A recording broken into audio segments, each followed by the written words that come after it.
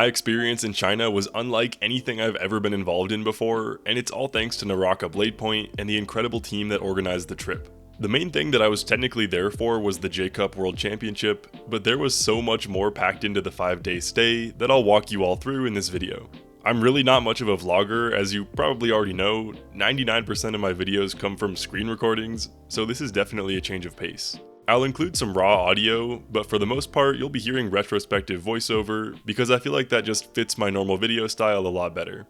I am not an experienced international traveler, and I didn't really know how I was going to handle the over 40 hours of travel between Denver and Chengdu, but with around 4 or 5 hours of sleep and an actually pretty smooth airport experience, we arrived. By we, I mean Awake and I, since we actually got to meet in LA and share a couple flights. We were 2 of the 4 invites between NA and EU, so be sure to check out everyone's perspectives on their own channels that I'll throw up on screen and in the description.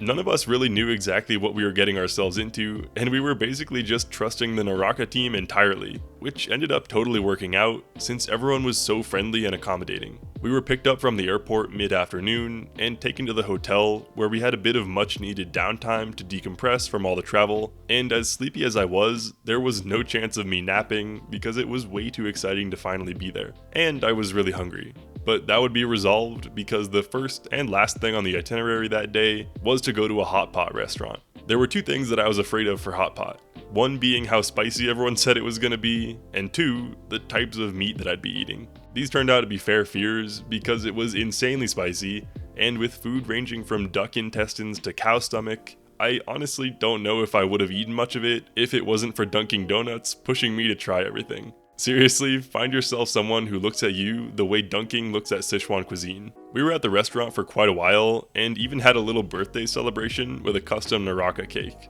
I somehow dodged jet lag, probably because of my lack of sleep during travel, and I slept amazingly that night. I totally missed the window for hotel breakfast, but that turned out to be fine since we were soon headed off to lunch with about 5 times as much food as we could possibly eat, which I'd come to realize was the norm. Yet again, there were a ton of things that I'd never eaten before at the table, and a lot of the time we didn't even know what we were eating at all. Bland food is not a thing here. The vast majority of things I ate were super flavorful, fragrant, or spicy, usually all 3.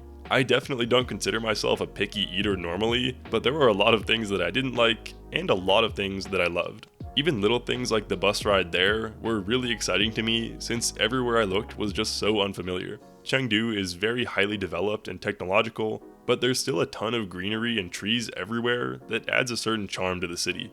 Next stop after lunch was Ren Ming Square, which was maybe the most beautiful spot that we visited. This was right off the main road, but I completely forgot about that because it quickly turned into a gorgeous nature walk with a bunch of trees, greenery, flowers, and even a river running through it all. As we got towards the center of the square, it started to get a lot more crowded, and I can see why it's such a popular spot. We were free to explore and shop around, but before that, we entered a building where a special show was taking place, where we drank freshly brewed tea and soaked in a bit of the culture. The show was really entertaining, and everyone that performed was crazy talented. I still don't understand how this guy changed his mask so quickly. Next, we ventured deeper into the square, where we saw some beautiful architecture, and even interacted with a few of the locals. The time flew by, and eventually we were headed to dinner, where we had our own private room to eat. While we had people there to translate the menu items for us, there wasn't always a direct translation that made sense, so we ended up spinning the menu for the first couple orders, and whoever the straw pointed at had to blindly point and choose an item. I didn't even know at the time, but the thing I ended up choosing was actually frog, and on top of that, it was one of the spiciest things that I ate on the whole trip. With full stomachs, we got back on the bus, and got to see more of the city at night, which was lit up like a Christmas tree and had entire buildings made up of screens. We weren't on our way back to the hotel though, because the last stop of the night was the J-Cup training room, where we got to see a lot of the pros, and our NA qualifier himself practicing for the finals. The next morning I didn't miss out on hotel breakfast, and I can say with confidence that this was by far the most variety and quality of food I've ever seen from a hotel. Shortly after breakfast, we were on our way to one of the most anticipated locations for me, which was the Chengdu research base of giant panda breeding. Pandas are pictured everywhere in the US, but so few people have actually seen them in person, and they're exclusively native to the bamboo forests of China. We made our way through the facility, and before I knew it, there was a panda, happily sitting in the dirt with a pile of bamboo, just like how it probably would be for the next few hours.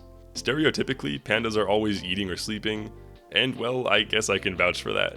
But apparently they're actually really good climbers, because some of them were sleeping at the very tops of trees. A lot of the pandas were split up, but this little family right here sure seemed to get along. This one might have been my favorite though, straddling the tree with its chin on its paw, and couldn't seem to decide whether to nap or check out the audience. This one's position was hilarious, and certainly plays into the laziness stereotype of pandas. I didn't realize red pandas were also at the facility until I saw one, and that was an awesome surprise. They look completely different than normal pandas, but they are adorable. We didn't stay at the Panda Base for all that long, but it was more than enough for it to be an unforgettable experience. Big change of scenery back to the city, where we were now headed to downtown Chengdu to see a really special event related to NARAKA itself. I had no idea what to expect for this, and I was blown away to see such a large physical setup in the middle of the downtown area. This was like a reality check in a good way, since it was telling how big NARAKA really is, and the potential that it could live up to in the West. Imagine seeing a display like this at TwitchCon or Gamescom.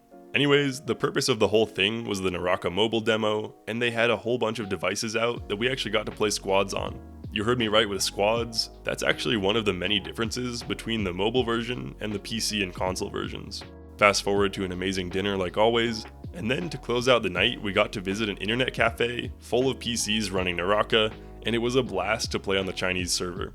I honestly could have spent hours here, and I really wish I got to do some more 1v1s, especially against Tony, if you're watching this. One day we'll get that duel in. Early the next day, take a guess what this building is.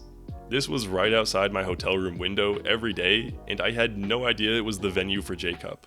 Once we were up close, it was obvious, and as it started to get closer to the time of the event, the line started getting crazy long.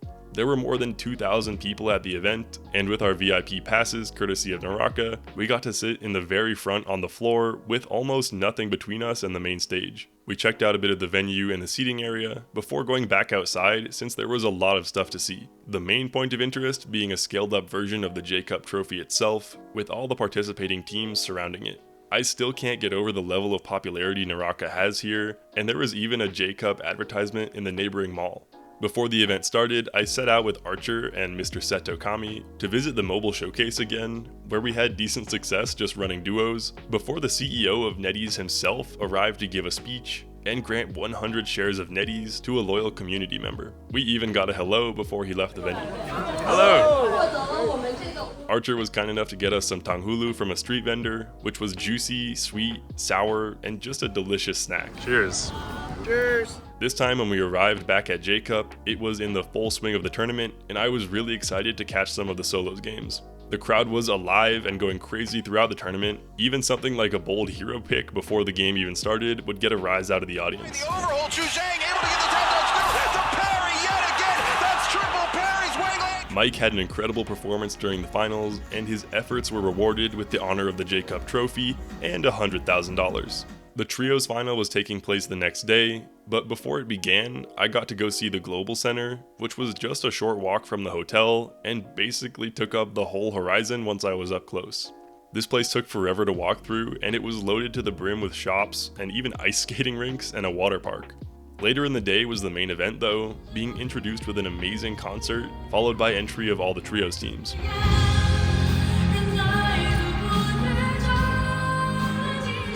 I don't know nearly as much about trios as I do solos, but it was still a blast to watch.